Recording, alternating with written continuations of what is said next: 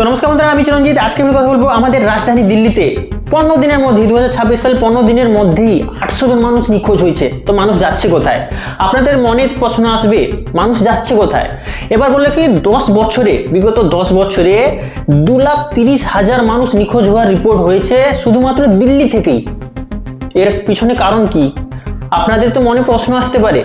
আপনারা যদি জানেন না এই ঘটনাটা, আমি বলে দিচ্ছি। 2026 সালে 15 দিনের মধ্যেই দিল্লি থেকে প্রচুর মানুষ নিখোঁজ হচ্ছে। এর মধ্যে মানে প্রত্যেক দিন 50 থেকে 60 জন মানুষ নিখোঁজ হচ্ছে। এর মধ্যে আমি বলে দেখি শিশু আছে, শিশুরা মানে বেশিরভাগ 13 জনই শিশুর রিপোর্ট হচ্ছে প্রত্যেক দিনে। তো আপনারা বুঝতে পারছেন যে বড় মাপের একটা এখানে কিন্তু চক্রান্ত চলতে পারে। এবং বিরোধী পার্টি এখানে প্রশ্ন তুলছে আমাদের সত্তা পার্টিকে, যারা সত্তা পার্টি মানে বিজেপি পার্টিকে প্রশ্ন তুলছে যে মানুষ কোথায় যাচ্ছে। তো এর পিছনে আপনাদের মনেও প্রশ্ন আসতে পারে। তো আমি বলে দিচ্ছি এইখানে বিভিন্ন রকম কারণ হতে পারে, যে এই ভিডিওতে আমি আলোচনা করব যে মানুষ কেন এখান থেকে নিখোঁজ হচ্ছে দিল্লি থেকে, এবং যদি আপনাদের আত্মীয় স্বজন কেউ নিখোঁজ হয়ে যায় তাহলে আপনারা কি করবেন, এবং এই যে যদি আপনি এই পরিস্থিতিতে ফেঁসে যান তাহলে আপনি কি করবেন।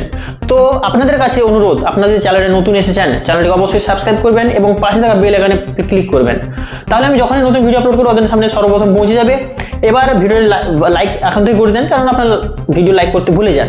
যাই হোক, ভিডিওটা আমি প্রথমে শুরু করছি যে 2026 সালে 15 দিনের মধ্যে 800 রিপোর্ট হয়েছে। এর মধ্যে শুধুমাত্র মহিলাদের সংখ্যা বলে দিচ্ছি 509 জন এখানে শুধুমাত্র মহিলা, এবং মেয়ের সংখ্যা হচ্ছে এখানে 191 জন মহিলা এখানে।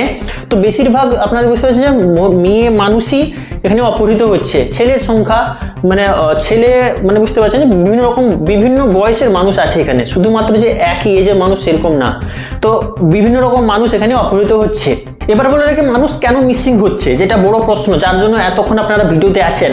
মানুষ মিসিং হওয়ার পিছনে সব থেকে বড় যেটা কারণ রিপোর্ট হয় সেটা হচ্ছে, সাপোজ কেউ মেয়ে, যেটা বেশি সংখ্যা হচ্ছে, কোনো মেয়ে যদি কারোর সাথে ভালোবাসা করলো এবং পরিবার মেনে নিল না, তো তারা কি করে, পরিবারকে না জানিয়ে ওই ছেলের সাথে পালিয়ে যায়, যেটা আমাদের পশ্চিমবাংলায় হয়ে থাকে বেশিরভাগ ক্ষেত্রে। কিন্তু যেটা হচ্ছে দিল্লি এখন আপনারা জানেন যে বেশি ওয়েস্টার্ন কালচার ফলো করছে। তো পরিবারের কথা মেনে নিচ্ছে না, এবং যার সাথে প্রেম ভালোবাসা হচ্ছে ওর সাথেই পালিয়ে যাচ্ছে। তো ওখান থেকে একটা বেশি মানুষ মিসিং হচ্ছে, এটা রিপোর্টিং হয়, এবং বেশি মানুষ রিপোর্ট করে না, কারণ জানে যে ওরা ভালোবাসা করে পালিয়ে গেছে। কিন্তু এটা তো একটা স্বাভাবিক কারণ, ঠিক আছে, মানে স্বাভাবিক না, মানে জাস্ট বলে রাখি যেটা এটা অতটা এটা নিউজ মাধ্যমে আসে না। বাট নিউজ মাধ্যমে আসে কোনটা, যেটা হচ্ছে যে অপহরণ হয়, এখানে চলে সেক্স র্যাকেট। আপনাদের বলে রাখি এখানে দিল্লি যে সেক্স র্যাকেট কিন্তু খুবই বেড়ে চলেছে। এবার বলে রাখি সেক্স র্যাকেটটা কেমন হয়, আপনাদের কাছ থেকে এটা সচেতনতা করে দেখি। আপনারা বিভিন্ন রকম ফেসবুক, ইনস্টাগ্রাম, টুইটার, বিভিন্ন রকম সোশ্যাল মিডিয়া হ্যান্ডেল, বিশেষ করে ফেসবুক এবং ইনস্টাগ্রামে যারা বিশেষ করে রিলস বা বিভিন্ন রকম পোস্ট করেন, বিভিন্ন রকম ছেলে আছে, বিভিন্ন রকম মেয়ে আছে, আপনাদের প্রলোভন দেখাবে, পয়সার দেখাবে, বিভিন্ন রকম জবসের প্রলোভন দেখাবে, আপনাদের এই জায়গায় আসুন, আপনারা এখানে কাজ করবেন এবং এখানে আপনারা এত করে স্যালারি পাবেন, বেশি লোভ দেখাবে। লোভ দেখে আপনাদের কি করে অপহরণ করে কি করে আপনাদের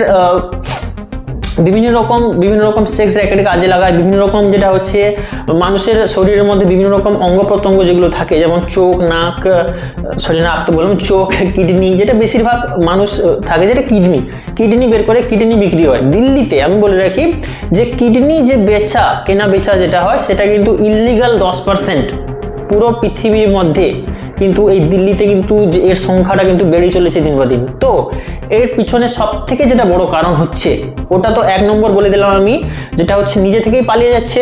2 নম্বর হচ্ছে মানে নিজে থেকে পালিয়ে যাচ্ছে মানে প্রেম ভালোবাসা করে পালিয়ে যাচ্ছে। 2 নম্বর হয়ে যাচ্ছে কি, যেটা প্রলোভন দেখিয়ে আপনাকে কিডন্যাপ করা হচ্ছে। 2 নম্বর। 3 নম্বর হচ্ছে শিশু পাচার। এখানে শিশু পাচার থাকে, শিশুরাও নিখোঁজ হচ্ছে। তো এত ছোট শিশুকে দিয়ে তো কিছু করা যাবে না, তো ওকে শিশু পাচার করা হয়। শিশু পাচার মানে বিভিন্ন দেশে পাচার করা হচ্ছে, বিভিন্ন স্টেটে পাচার করা হচ্ছে, ওদের দিয়ে সেলারের মানে যে দাসত্বের কাজ যেটা করানো হয়, ঠিক আছে, চাকরগিরিও করানো হচ্ছে। তো বিভিন্ন রকম বড় বড় বিল্ডিং আছে, ওখান থেকে মানুষ বেরোতেই পারে না, ওরকম মানে ওরা ওকে নিয়ে চাকরগিরি করায়।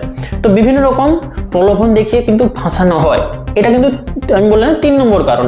এবার বলি বিভিন্ন রকম যে গরিব পরিবার আছে ওদেরকেও কিন্তু প্রলোভন দেখানো হয়। যে কেমন দেখানো হয়, যে ওদের কিডন্যাপ করা হয় না, ওদের কি করা হয় যে আপনাদের তো 2টো কিডনি আছে, একটা কিডনি যদি দিয়ে দেন তাহলে একটা মানুষ বেঁচে যাবে আর আপনাকে টাকাও মিলে যাবে, ঠিক আছে। এরকম কেসও কিন্তু আছে যে প্রলোভন দেখে একটা কিডনি নিয়ে নিয়েছে এবং বাকি কিছু টাকাও দিয়েছে ওনাকে, বাট ওই মানুষরা ঠিক মতো বাঁচতে পারে না, কারণ ওটা লিগাল প্রসেসে কিন্তু কিডনি ট্রান্সফার হয় না। একটা মানে ইললিগাল কোনো রুমে হসপিটাল সেট আপ করে ওখানে কিন্তু কিডনি ট্রান্সফার করা হয়। এর জন্য মানে যেই পদ্ধতিতে হওয়ার কথা ওটা হয় না এবং মানুষ কিছুদিনের মধ্যেই মারা যায়। তো এরকম মারা যাওয়ার পর কিন্তু বিভিন্ন রকম এখানে রিপোর্টও পুলিশের কাছে এসেছে। এবার আমি আপনাদের বলে রাখি, আপনাদের সাথে যদি এরকম হয়ে থাকে, আপনাদের কেউ আত্মীয় স্বজন বা আপনাদের কেউ পরিবারের কেউ কোনো লোক যদি নিখোঁজ হয়ে থাকে, যদি আপনাদের পরিবারে কেউ নিখোঁজ হয়ে থাকে, তো আপনারা প্রথমে কি করবেন, প্রথম কাজ সেটা হচ্ছে যত যে ওর আত্মীয় স্বজন বন্ধু বান্ধব, বিশেষ করে বন্ধু বান্ধবী হয়ে থাকে, স্কুল কলেজ বা অফিসে কলিগস, ওনাদের ফোন লাগাবেন, ওনাদের কাছ থেকে জানবেন যে উনি কোথায় গেছেন বা ওনাদের কোনো খবর আছে কিনা। যদি খবর না পান 1 ঘন্টা 2 ঘন্টা পেরিয়ে যাওয়ার মধ্যেই 24 ঘন্টার মধ্যে কিন্তু আমাদের পুলিশের কাছে রিপোর্ট জানাতে হবে। কারণ কেউ যদি অপহরণ করে তো 24 ঘন্টার মধ্যেই কিন্তু ও এক জায়গা থেকে অন্য জায়গায় নিয়ে যায়। আপনারা যদি 24 ঘন্টার মধ্যে পুলিশকে জানিয়ে দেন তাহলে পুলিশ কিন্তু উদ্ধার করতে আরও সহজ হবে। যদি টাইম হাত থেকে পেরিয়ে যায় তাহলে কিন্তু এটা সম্ভব হয় না এবং বিভিন্ন রকম অনেক মানুষকে পাওয়াও যায় না, ঠিক আছে।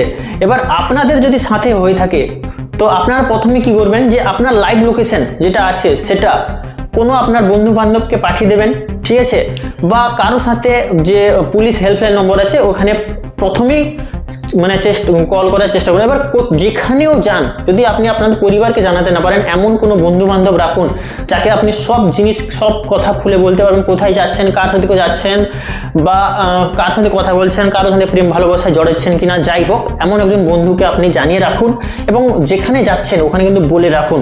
আপনার সিকিউরিটির জন্য এটা কিন্তু গুরুত্বপূর্ণ।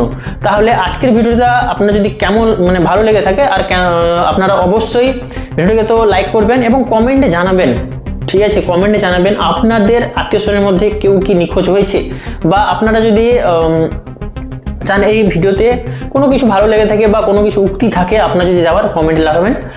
তো দেখা হচ্ছে নেক্সট ভিডিওতে। জয় হিন্দ, বন্দে মাতরম।